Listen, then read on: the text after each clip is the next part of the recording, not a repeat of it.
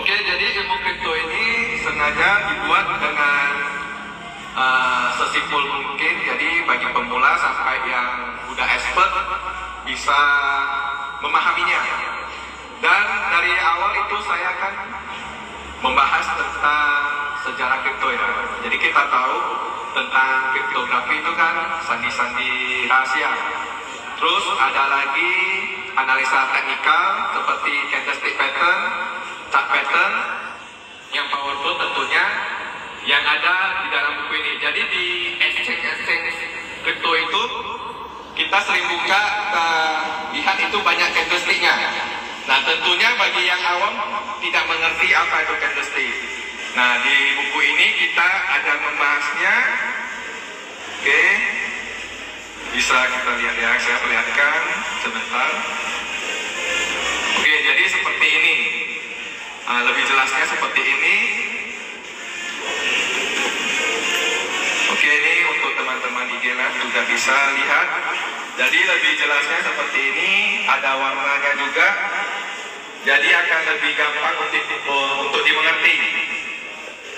Jadi yang kita ancang di buku ini adalah candlestick yang powerful.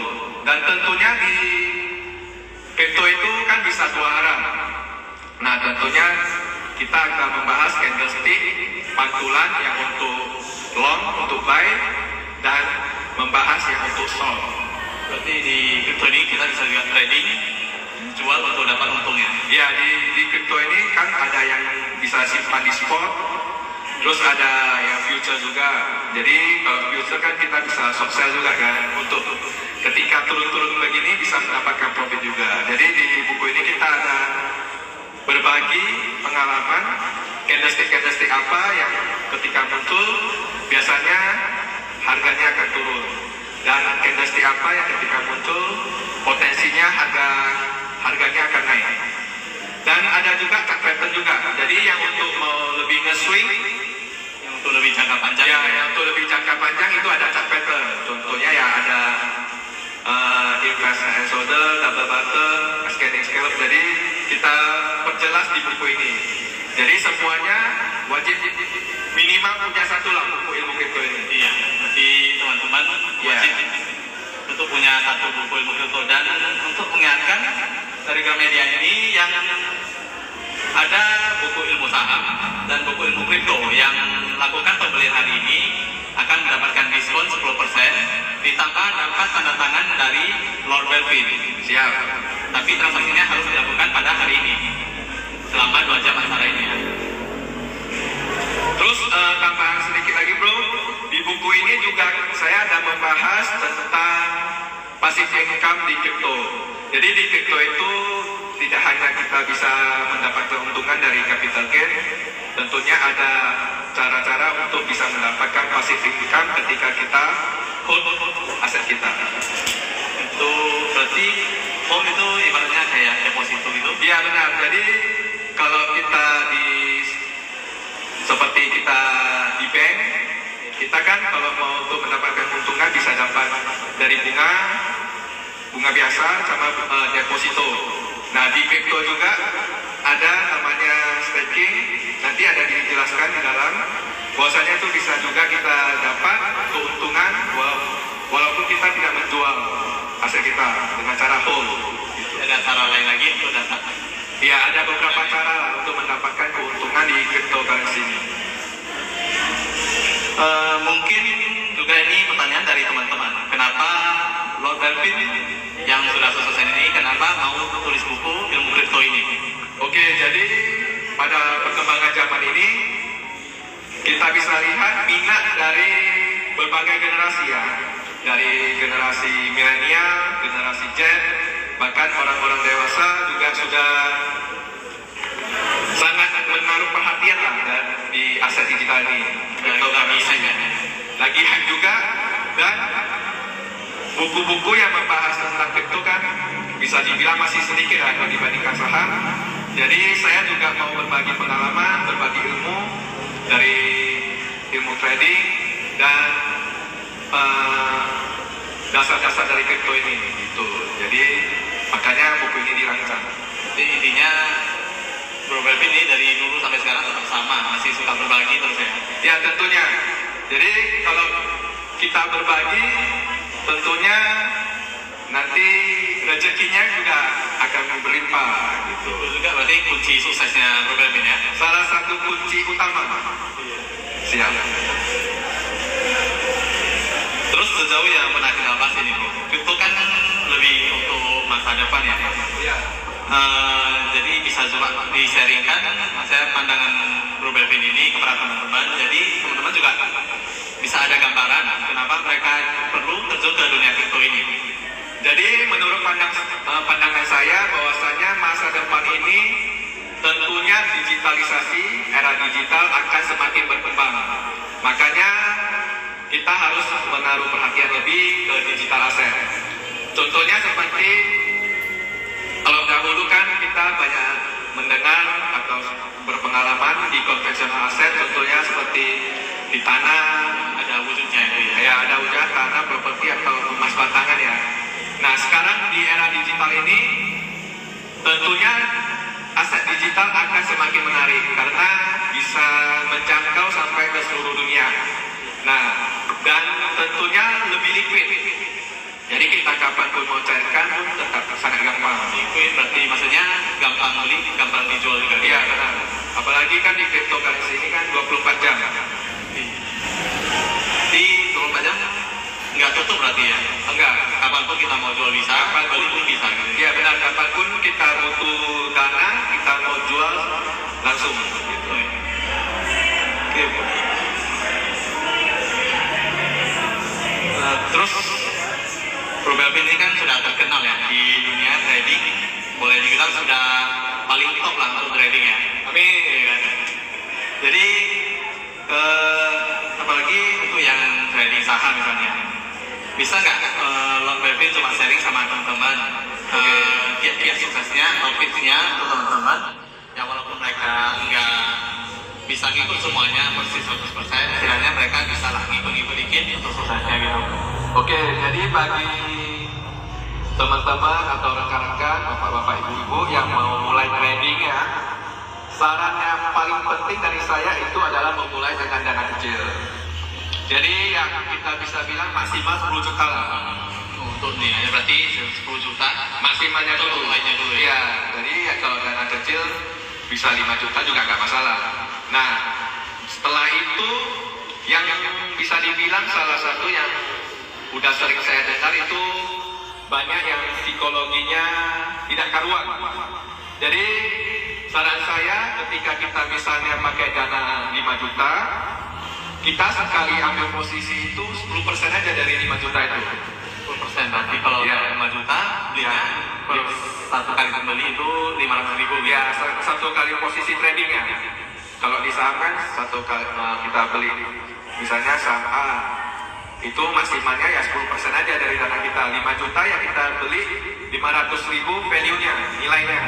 Nah kalau di kripto misalnya kita untuk trading 5 juta, ya kita pakainya 500.000. Nah kalau kita pakai 10% dari dana kita, maka psikologi kita itu akan lebih teratur, maksudnya lebih tenang. Karena kripto atau saham itu kan tetap akan ada ya sampai ya 50 tahun ke depan, 100 tahun ke depan. Mengapa kita harus buru-buru? Kenapa kita harus all in?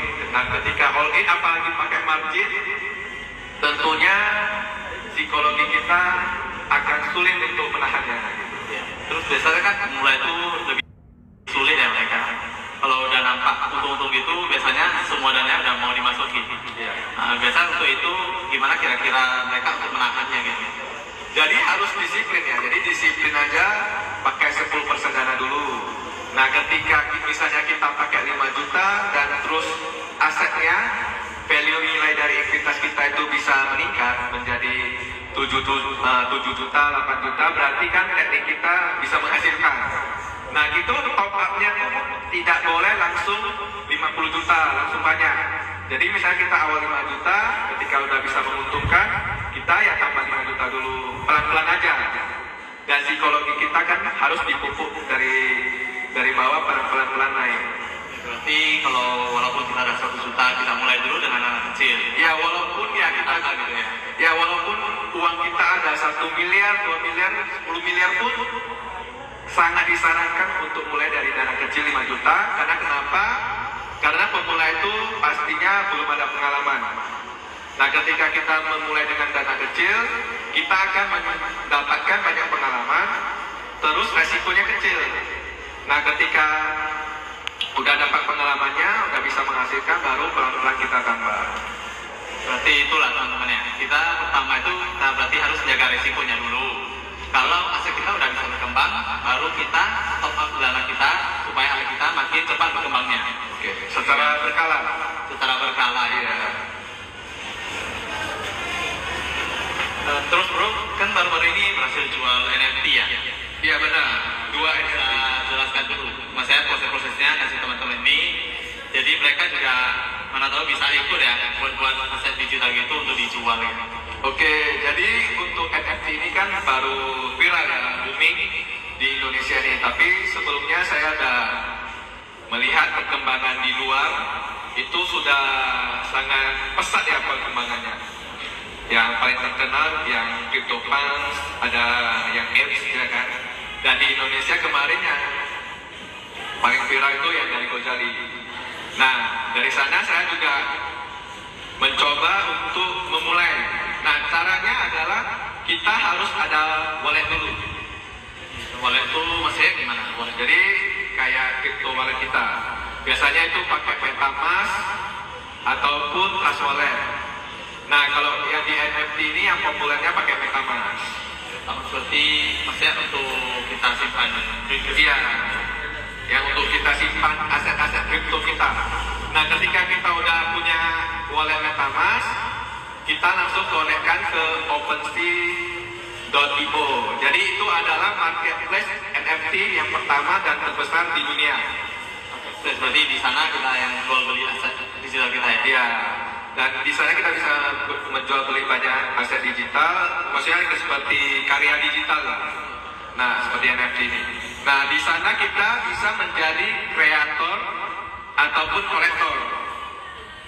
Ataupun juga bisa jadi kreator sekaligus kolektor. Nah, kreator itu yang mengupload karya-karyanya, gambar-gambarnya. Mereka yang buat sendiri.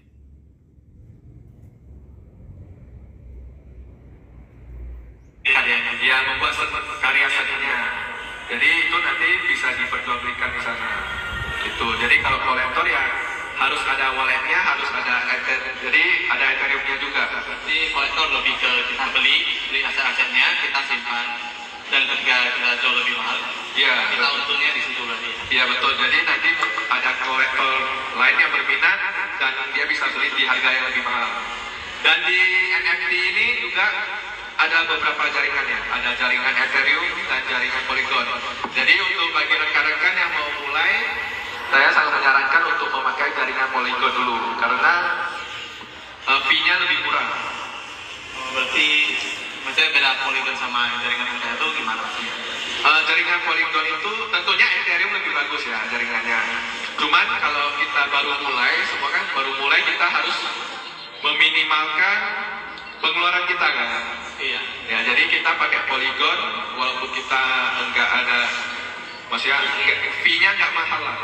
Dan ketika kita sudah terjual baru terpotong fee-nya gitu. Berarti Jadi kalau lebih safety. di ETH itu kita berarti harus ada dana dulu di awal ya. Iya, ada bayar smart contract dulu gitu. Master kontrak. Itu Polygon berarti kita setelah jual baru terpotong fee-nya atau Dia setelah terjual. apa kita harus menyerahkan dulu? Karena waktu itu saya pertama coba kan MetaMask saya kan walletnya di Trust Wallet. Ya. Jadi saya buka MetaMask dan belum diisi apa-apa. Jadi terjual dulu, nanti dari yang terjual itu baru dipotong gitu. Fee-nya juga rendah. Sekitar 2,5% kalau tidak salah. Terus NFT itu apa kita harus buat gambar aja atau ada aset lain itu bisa selain gambar? Bisa banyak karya seni ya.